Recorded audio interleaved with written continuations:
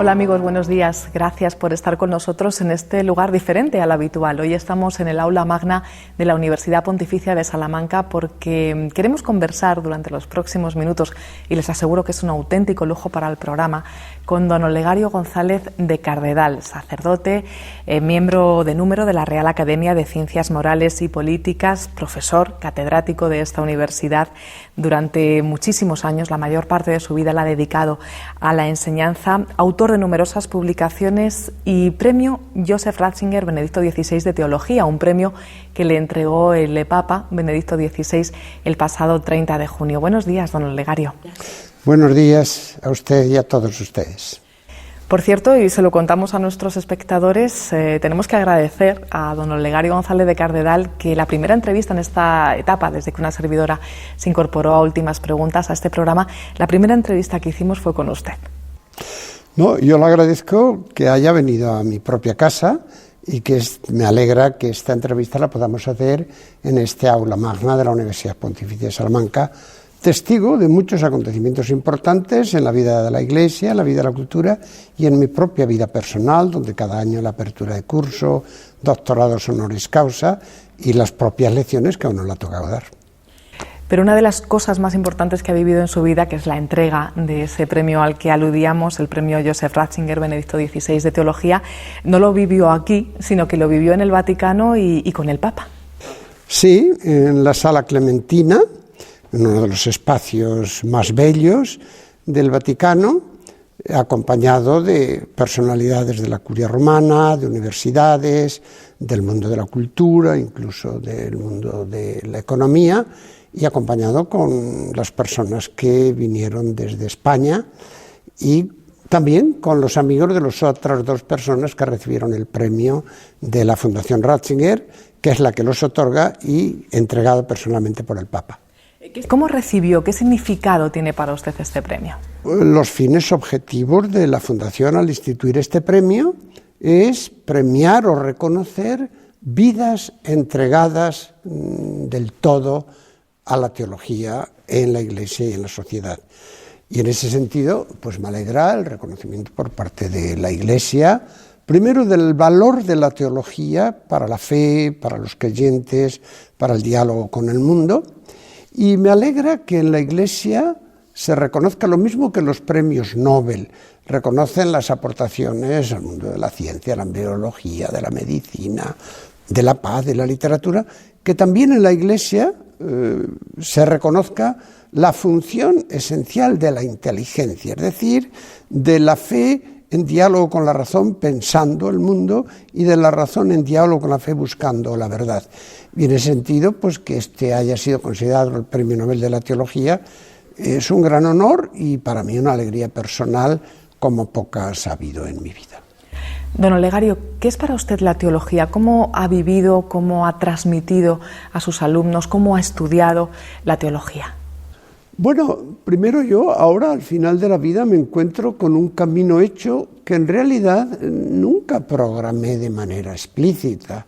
Yo estudié en Ávila, fui ordenado sacerdote en Ávila y sí que me animaba la pasión por llegar al descubrimiento de la realidad de la fe, del fundamento de la fe, de las posibilidades que la fe tiene para la vida humana y del diálogo con las otras grandes creaciones de la cultura. Esa pasión me lleva a ir a Alemania, estudiar en la Universidad de Múnich, a hacer el doctorado, para volver a mi diócesis de Ávila. Una vez que estaba en Ávila, se traslada al seminario de Ávila a la Universidad Pontificia de Salamanca. Es el momento del posconcilio donde los centros de estudios se concentran en torno a la Facultad de Teología y vengo a Salamanca por encargo de la Iglesia y respondo a ese encargo. Por tanto, es una tarea que la Iglesia me encarga, para la que yo considero que tengo la gracia correspondiente para llevarla a cabo y me embarco gozosa y absolutamente en ella. Y en esa navegación he llegado hasta hoy. Una navegación que usted no ha querido que se quede anclada en el puerto de la Iglesia, por seguir utilizando este símil navegante, podríamos decir, sino que ha ido a otros puertos, ha estado en ámbitos culturales, ha estado en los medios de comunicación, ha estado en otras instituciones de la sociedad. Sí, en eso pues, no diría que fue por inspiración divina, sino por esa sugerencia que Dios, que el Espíritu te va haciendo, de que la teología, cuando yo comencé a explicar aquí, no estaba destinada solo a la preparación para el ministerio sacerdotal o para la acción pastoral de seglares, sino que tenía como tarea el ejercicio público de la razón en diálogo con la fe y de la fe en diálogo con la razón, pero no solo en el espacio universitario cerrado, sino en el espacio público abierto. Y ese espacio público abierto pues son los lugares de pensamiento como las academias, son los lugares de comunicación como los periódicos, son los lugares de debate como la televisión, o son los lugares de reflexión compleja como pudieron ser las universidades de verano, los cursos de la Complutense en el Escorial, donde estuvimos 10 años, o los cursos de la Universidad Internacional Menéndez Pelayo en Santander, donde he estado otro decenio. Yo he ido a todos los lugares donde la teología podría tener una palabra verdadera y he ido solo a esos lugares donde la teología estaba en su lugar. Por eso cuando me eligieron miembro de la Real Academia de Ciencias Morales y Políticas, yo lo primero que me pregunté, y eso fue el tema de mi discurso, ¿es la teología un lugar a propósito? Perdón, ¿es la academia un lugar a propósito para la teología? Y mi discurso de ingreso reflexiona sobre eso con el título El lugar de la teología. No lo voy a explicar, pero describí 3 lugares posibles. Lo que yo llamo el templo, con la liturgia como centro, la academia, es decir, la universidad y la plaza pública. Y así surgen 3 grandes formas de teología: la teología monástica, la teología universitaria y la teología social o política. Precisamente para los que estamos en la plaza pública, para entendernos, para los católicos de a pie, a veces la teología se nos puede quedar un poco lejana. No sé, ¿qué relación tenemos con la teología y qué relación tiene el estudio, la universidad, la academia, pues eso, con nosotros, con los católicos de a pie? Tendríamos que distinguir. Hay un ejercicio de la teología, por ejemplo, en este contexto universitario, que es una ejercitación científica, crítica, técnica, hermenéutica, que requiere unos saberes, unos métodos y una forma de trabajo propia de los profesionales. Pero junto a este tipo de creación teológica hay otro tipo de reflexión más cercana a las preocupaciones de la conciencia creyente, de la conciencia social, de la situación política, en la que el teólogo articula o intenta poner luz en esas realidades. Por tanto, hay una teología en segunda dimensión que da razón de la fe a la luz de esa situación histórica e intenta interpretar esa situación histórica para que los propios protagonistas se percaten de lo que contiene y los creyentes tengan la capacidad de vivir como tales en medio de ellas. En la carta de agradecimiento que usted escribió y que divulgó a través de distintos medios de comunicación una vez que le fue entregado, le fue concedido el premio de Teología, usted se define como intérprete de la esperanza de Dios para los hombres y de las esperanzas de los hombres ante Dios, testigo de la insobornable dignidad del hombre que para ser en plenitud necesita pensar y creer, amar y obrar, esperar y trascender. Bueno, esta frase nos daría para muchísimos programas, pero me gustaría que nos detuviésemos un poquito en este párrafo.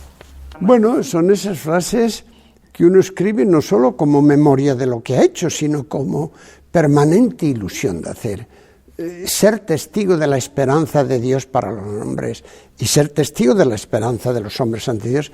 Fíjese que he utilizado la palabra esperanza, en otros contextos he utilizado la palabra fe. Porque, mire, lo de las 3 virtudes teologales, en el fondo, son 3 maneras diferentes de decir la relación del hombre con Dios. Estamos en Salamanca, don Miguel de Unamuno, que decía: Señor, no sé si tengo fe, pero mucha esperanza tengo. Convalídame mi esperanza por mi fe. Están en un círculo, desde la fe se va a la esperanza, desde la esperanza se va a la fe.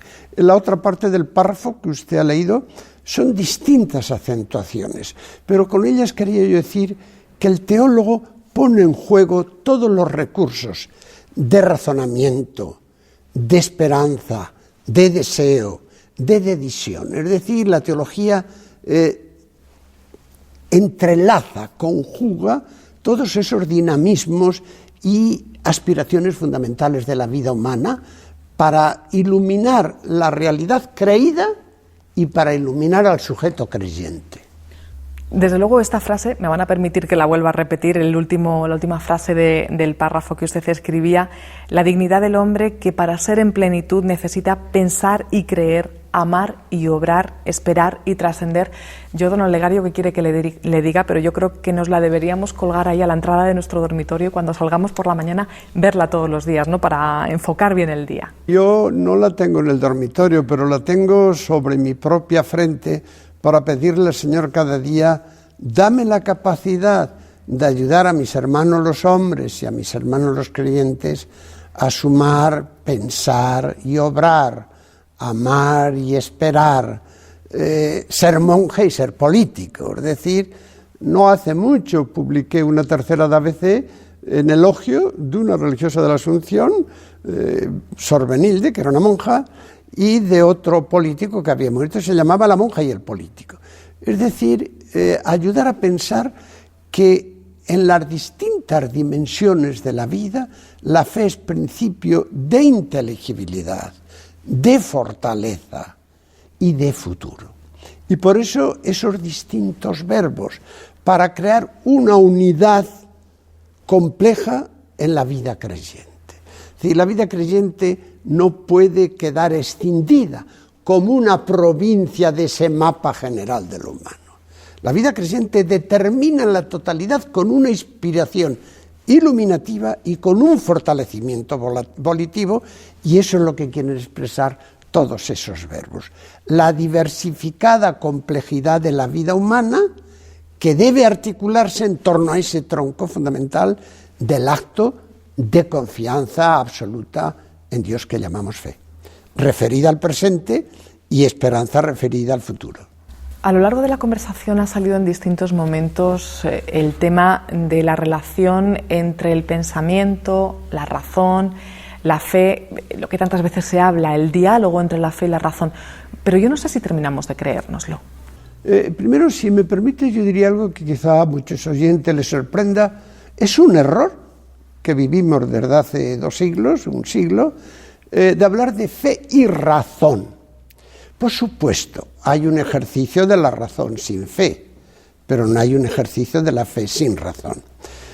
Incluso algún teólogo benévolo, por supuesto, ha dicho, la propia encíclica de Juan Pablo II, Fides Ratio, tiene mal título, porque toda razón que llega hasta el fondo tiene elementos de creencia y de fe, aún en el propio ejercicio científico. Se parte de la confianza fundamental en la realidad, se parte de la confianza fundamental en la razón, se parte de muchas fidencias, confidencias y confianza.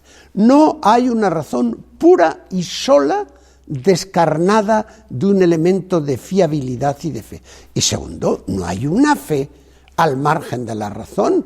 Hay un sujeto pensante que incluye elementos fiduciales y hay un sujeto creyente que incluye elementos de racionalidad, de reflexión, de análisis. Por tanto, fe y razón no son disyuntivas y menos alternativas, son conjunciones de un mismo sujeto que responde a todas las apetencias, necesidades y esperanzas de la vida humana. Don Olegario, ¿usted es un hombre libre? Mire, si no hubiera sido yo toda mi vida un hombre libre, ni sería la persona que está hoy ante usted, ni sería el sacerdote que soy, ni sería el teólogo que soy, ni sería el ciudadano que soy. Es el punto de partida de mi existencia, aun cuando la libertad, aparte de ser un punto de partida fijo y un fundamento permanente, es una meta siempre pendiente y no siempre difícil de lograr. Estamos en el aula magna, ya lo hemos dicho, de la Universidad Pontificia de Salamanca. ¿Qué es para usted la universidad y en concreto esta universidad? Primero, yo soy un fruto como persona de la Universidad Alemana, fruto de una facultad de teología que está en la Universidad del Estado y, por tanto, acostumbrado desde mi propio origen a pensar en un espacio público, a acoger las distintas formas de ejercitación de la razón en el espacio público que es la universidad y de dar también razón de la propia fe y de la teología en ese espacio público. En la Universidad de Múnich, donde yo hago el doctorado, nuestras clases estaban al lado de la Facultad de Matemáticas, al lado de la Facultad de Físicas y en diálogo con los filólogos que estaban al lado. Por tanto, para mí la universidad es el lugar de la maduración de la razón, de la ejercitación pública de la razón y, por tanto, de la dignidad del hombre para transmitir a los demás el fundamento de aquello para lo que vive y para lo que cree. Bueno, pues eso mismo es lo que he querido yo hacer dentro de la universidad. Y por tanto he querido mostrar que la teología es una palabra válida y valiosa en el conjunto de los saberes y de las aportaciones de la razón humana. Porque no hay razón, hay formas de razón. La forma de razón y de racionalidad del físico es una, del filólogo es otra, del historiador es otra y del teólogo es otra. Y yo he tenido una confianza absoluta en la fecundidad de la razón teológica y he querido aportarla, y la Universidad de Salamanca, tanto la pontificia como la civil, han sido los dos lugares donde yo de manera permanente. Y bueno, y luego en las otras universidades donde he sido invitado y donde lo último que acabo de hacer es la inauguración del curso de la Facultad de Filosofía y Letras de la Universidad de Gerona. Y dentro de no mucho estaría en la Universidad de Granada hablando de teología y universidad. Y a propósito de esto que nos comenta, ¿cómo ve usted la relación entre la Iglesia y la sociedad, más allá del ámbito universitario al que nos estamos refiriendo? Tanto la Iglesia como la sociedad son dos articulaciones de la vida humana. Dos articulaciones, en alguna forma, en totalidad. Es decir, la Iglesia explicita la totalidad de la vida humana en la medida en que ella vive referida a Dios, a su revelación histórica y, en nuestro caso como cristianos, a la persona de Jesucristo prolongada y mediada a lo largo de la historia por la comunidad creciente. La sociedad, en cambio, es la articulación de la vida humana en la medida en que existe en este mundo, transforma este mundo y responde a todas esas necesidades materiales, psicológicas, sociales. En un sentido, cada una de ellas es una articulación de la totalidad, pero en otro sentido cada una de ellas lo articula en una perspectiva.